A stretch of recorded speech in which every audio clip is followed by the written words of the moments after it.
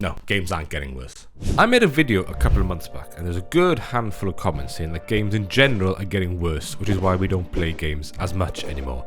And I really can't get on board with that statement, at least not fully.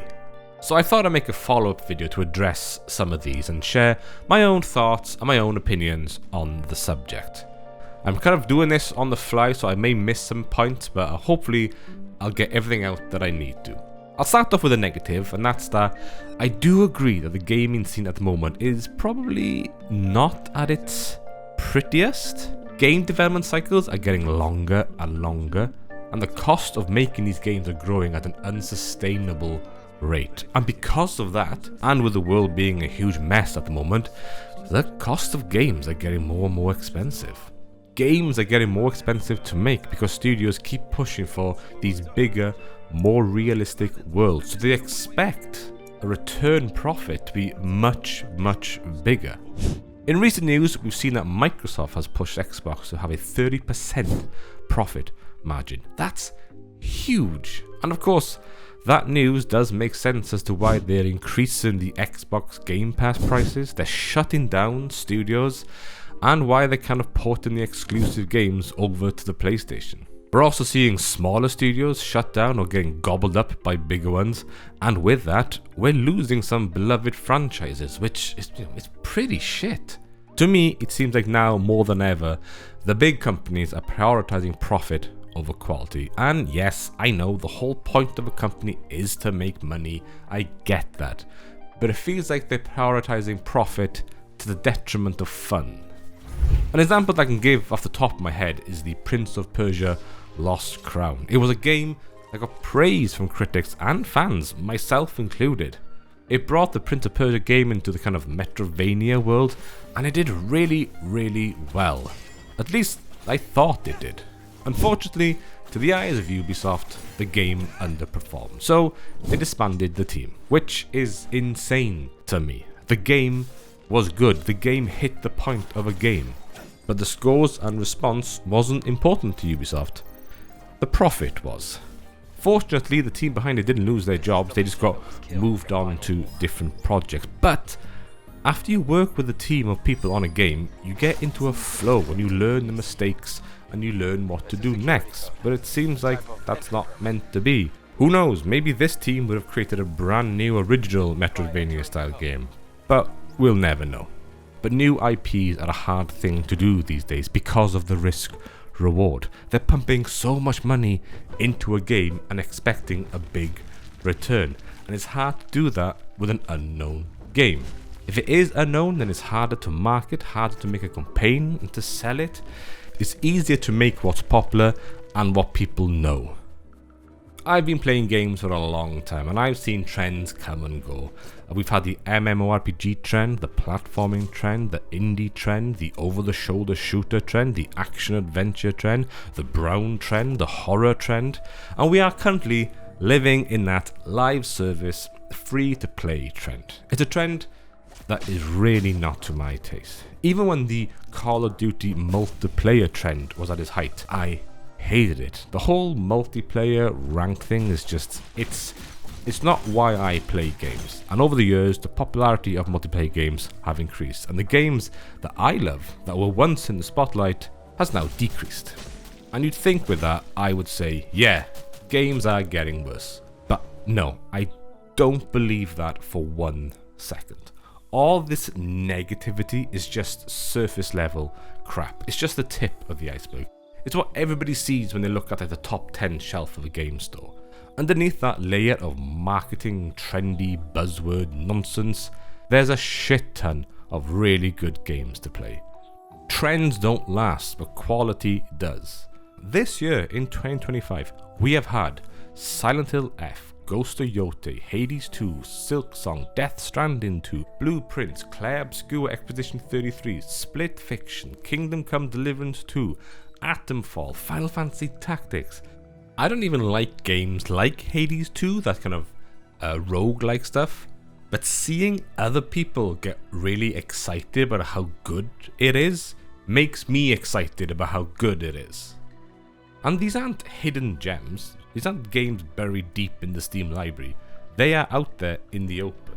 Even like Battlefield 6, a game that does not interest me one bit. People are loving the shit out of it. They're all saying how good the game is and how good the multiplayer game is. But the only thing I can say about it is, if you are somebody who's bouncing from COD to Battlefield, expecting a different experience, maybe you won't. It's like if you own a grey Nissan Juke and you buy a red Nissan Juke with Android Play. Once you get over the shiny new colour and the new gadget, it is still the same car. And if you are somebody who jumps from like the currently popular multiplayer game or the big AAA game that's just been released, then you may just be getting bored of playing the same type of game. If you're only playing what's trending or what they're pushing, the marketing they're pushing at you to play, are you really experiencing what the gaming industry really has to offer?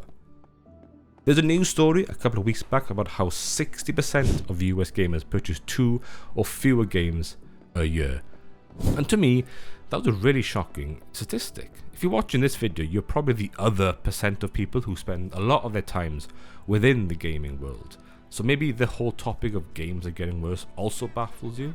But if you are somebody who just plays a small handful of the popular games, the games that are free to play, the games that everybody is pushing on social media, I can see why you're getting bored and tired of what they're putting out there. I never like pigeonhole myself on any category.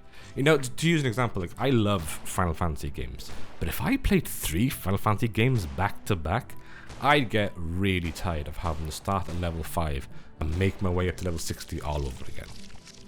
And hey, if you started playing games in 2015, you're probably about 25 years old. Shit, is that right? Shit, yeah, it is. And if you're getting tired and bored of what's popular, it doesn't mean you need to make sweeping statements that the entire gaming industry is shit. And maybe the games that you started playing when you were 15 have outstayed their welcome, and you're craving something new. Or you're just remembering a time where you played with your friends, and that's just gone now. It's like not liking the charting songs and declaring all music is shit. Or you grow up watching Pixar films and then going, oh, I'm bored of Pixar films. I guess all films are shit now. If you like FPS games, I don't know, go fucking play Bioshock or Half-Life or something. Just look a little harder on what's out there. And I've seen a lot more people give a shit more about superficial things when it comes to the video game scene. I see a lot more TikToks and Instagrams where people are comparing the horse physics of Red Dead versus the horse physics of Ghost of Yotei, or the way some games break boxes and some games don't, or the way some games water physics are worked as opposed to other ones. And if this is what you care about the most when it comes to game, I'm sorry, but that's just idiotic. The fact that the thing that makes or breaks a game for you are the little small minute details, I just don't get it. I'm sorry, I don't get it. To me, a game is just meant to be enjoyable. The 3 most important things to me is mechanic, gameplay loop, and story. And I don't need all 3 in one game, but as long as a game has a good mechanic, or a good loop, or a good story, I'm in. I'm sorted. You don't really need much more than that. The funness in games and the technical aspect of games are 2 separate things for me. I've seen, anyway, a lot more people aiming more towards the technical side of things as their base of whether the game is good. And I think that is a real problem. I know this kind of goes against my argument, but the reason why a lot of people are going back to play old games is not because they're old games. They're going back to play games that are known for being good. There's a reason why so many old games still hold up today. It's not because they're graphics or because they follow the trend. It's because they made a bloody good game. They were crafted with care. But if a game focuses only on surface level stuff, it's gonna get forgotten within a year. But there's tons of good games out there. And I'm only at the moment talking about the kind of AAA world. There are tons of small independent games out there that are punching way above their weight. I mean, Claire Obscura was technically an independent game, and that just blew everybody out of the water. I do feel like at the moment there's a huge gap between AAA and indie, and I think we need to bring like a single A or double A games into the equation where the cost of making them is less and the expected profit is less. And just like always, the trend bubble will burst. And I do feel like more and more people thinking that games are getting bad. I think the bubble is probably about to burst. And the game industry will just jump on to the next trend, which is probably going to be some sort of AI or cloud-based gaming trend, which unfortunately is another trend that won't focus much on games. There was a time when the main marketing trendy games was to my taste, and each released I was eating well, but not anymore. But there are still excellent games out there if you just look a little bit further. Just wipe away the marketing smear that's on the window and look outside. And 2026 isn't going to be shy of good games either. We already know some, there are some that are going to be announced. Just, I don't know, call me a hopeless romantic, call me an optimist. I just really love video games, and I find it difficult to look at it at such a negative viewpoint. There's always going to be bad things happening. There's always going to be games that doesn't meet your expectations.